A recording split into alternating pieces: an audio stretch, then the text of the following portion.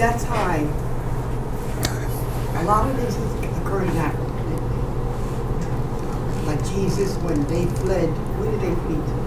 And Joseph and Mary had in the story. In Matthew, they flee. In Luke, they don't flee anywhere. But where were they fleeing to? Matthew is interested in Jesus being depicted as a new Israel. So because of that, because he's the new Israel, see, he has to, Matthew feels it's necessary to give him a childhood. See, nobody got a childhood in the ancient world unless you died and became famous. Well, when Jesus died, he appeared to people as cosmic Lord and Messiah. I'd say that makes you famous. So now it's time to give him a childhood. And Luke gives him a childhood, and Matthew gives him a childhood. And they have very different childhoods. But they're all the same. And they mean he's honorable. John doesn't even give him a childhood. Look what John gives him. That's pretty big. That's honorable. A very honorable beginning, that prologue. So, in Matthew, Jesus is the new Israel, so he's got to recapitulate all of the history of Israel. Everything Israel went through in its history, the baby Jesus has got to go through. So out of Egypt I called my son, right? That's just like how, and notice his father's Joseph, right? Oh, what does that sound like? That sounds like Joseph with the coat, right? Who saves his people by taking them to Egypt in the time of the famine. And then you got an evil guy, only in Matthew. Doesn't happen anywhere else in the Gospels. An evil guy trying to kill baby Jesus, right? That's Herod, who's being made to look like Pharaoh, who tried to kill who? Moses. So the point of this story is theological. It's to, and see, the idea is, and yeah, Jesus is being depicted as like, and you can still take from that spiritually, like our migrant brothers and sisters who are being forced to flee.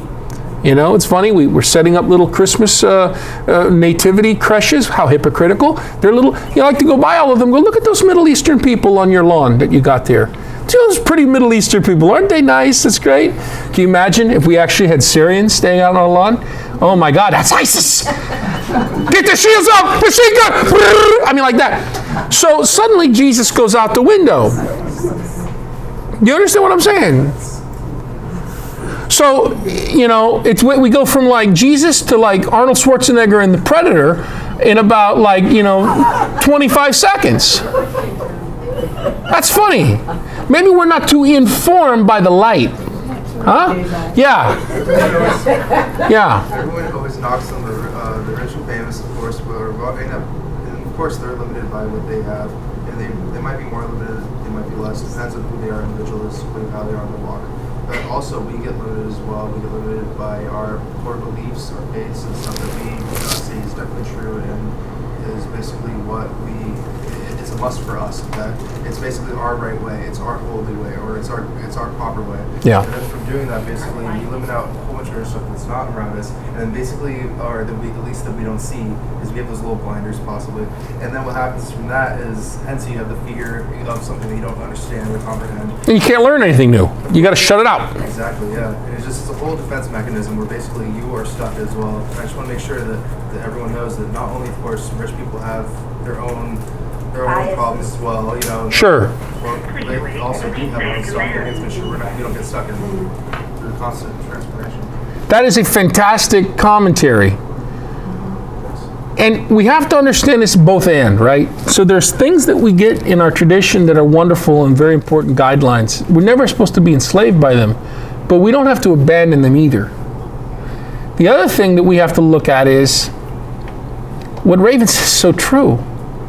We block out whole areas of God, and we do this mantra, and by we I mean religious people in general, but also atheists tend to do this too in our culture. Shout to keep safe and certain. Somebody starts telling you something, you just keep repeating the mantra. A mantra which is actually supposed to make you come into yourself in Eastern traditions and meditate and in a very beautiful way, come into peace, instead is being used to brainwash ourselves to prevent anything from getting in. So we shout to keep safe and certain and isolated. It's like saying that we write history to see ourselves. Like, if I was to ask you, rewrite Native American history the way it should be written, how would you write it? Yeah, well, I couldn't do it. We'd have to have dialogues from all sorts of people. We'd have to have the Lakota. We'd have to have the Cheyenne. We'd have to have a bunch of peoples that have died, the Nez Perce. We'd have to have all these indigenous peoples, right? We'd have to have, yes, we'd also need to hear the peoples who came in and their understandings. So, But see, that's a dialogue that we're continually grappling with. And that's not something I can do. I can't do it. that we have to accept the American version. No, not at all. Not at all. That's what I'm asking. No, the story is not finished. We have to accept that the story, the narrative, there are many narratives, and they're not finished. And that as Catholics, we should believe that even in this nasty mess of genocide that happened to indigenous peoples here, that we just roll over and pretend didn't happen and get angry. Oh, why are you bringing that up? Because it happened. That's why I'm bringing it up. Because being in a stupor, going around in a stupor, patting yourself on the back, we're the best, we're the best, we're the best, doesn't help us, doesn't help anybody. That's why you gotta bring it up.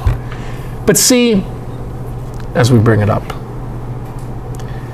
we need to believe that even in this horrible mess, that God in his self-revelation is coming through this. He uses even these messes. Not in a way that he architects these messes, but in a way that he uses this and still tries to invite us into his life, into God's life, into her life. Still tries to reorient us into the truth and the fullness of life, to get us to be transformed, to be healed. That's what we mean by all things reveal God. All things, sacramentality isn't just things, or God's revelation is only found in churchy things. No, or the scriptures. God's revelation is disclosure to be found in all things. That's one of the benefits of Catholic Christianity. Sacramentality, emphasis on sacramentality. That all things are pregnant, potentially or actually, with the presence of God. All things are actually or potentially carriers of divine life, including the tragic things, including horrible injustices and atrocities even. Not that we should celebrate those. Oh, let's have a whole bunch of those. No, but we have had a whole bunch of those, haven't we? It's like those two men who stood up on the train to defend the Muslim lady, the companion, and they wound up dying. That's how can God be found in that darkness? Yeah, he can. Absolutely. His paschal vulnerability. And his thirst for justice. His thirst for justice and love, and not just equal, not just everything okay, fair. God isn't just fair, for justice, for bringing us into his excellence of his Trinitarian life. Sacrifice and love. Yeah, absolutely. Absolutely can be found there.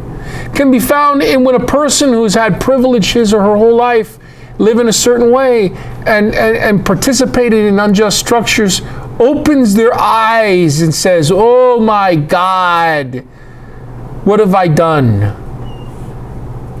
Not I'm a piece of, no, I'm a child of God, but I've participated in things because that's how I was programmed.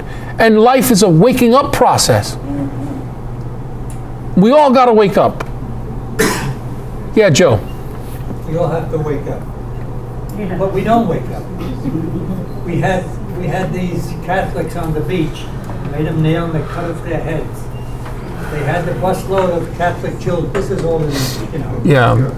These Catholic children in the bus, and they killed like 20 of them. Whatever. Right. Did you hear how many Muslims died the other day, by the way, in Iraq, when ISIS bombed a whole bunch of Muslims? Let me finish. But those people don't count. I can include them too. Okay, good. But we don't wake up. Right. Do we talk about it? Does the priest talk about it in church to us? No. Okay. We go about our lives and we go home and have dinner. If you listen to if you listen to a homilist who's doing his work, good priests, our Father Quinn and people, if you listen to their message, you will be invited to wake up. No. You'll be invited to wake up not because waking up has to demand that he has to talk about all these things, like a news spray, like Fox News or CSNBC. No. Hold on. He's going to invite us. What does Father Liam, always our pastor, do to invite us? Invite us to a servant heart. Invite us to be sensitive to the other. Knock on the hearts of our sensitivity to the other. To realize that it's not just about me. He's communicating, and often, and I think it's a brilliant thing he does. He has to communicate, and that's because I'm his employee. He has to write. Because I'll say what I want to say. He has to communicate sometimes to the child. And it has to be somewhat, it's going to sound childish. It's not childish, though. He has to convey that the being aware of the atrocities and preventing those and growing out of those, which you rightly protest, like I do, begins, right, by being human to one another, being Christ to our families, being Christ at the dinner table, being Christ to our employers or our employees, being recognizing the dying person before us. And yeah, he does that. He does address that. Absolutely, he does. I'm going to defend my father on that. I'm going to defend my father on that. Absolutely. Evelyn, what were we going to say? I was greatly encouraged. My granddaughter graduated Albany State, and this is a girl that comes from an Irish neighborhood Catholic school. She goes to Albany State. That graduation was everyone represented. She lives in an apartment house, and there's every possible person around that neighborhood. Is it really safe? I mean, just Albany can be dangerous like everywhere. But guess what? She has the message, and that ceremony was beautiful. That's awesome. Thank you for sharing that. By the way, all of us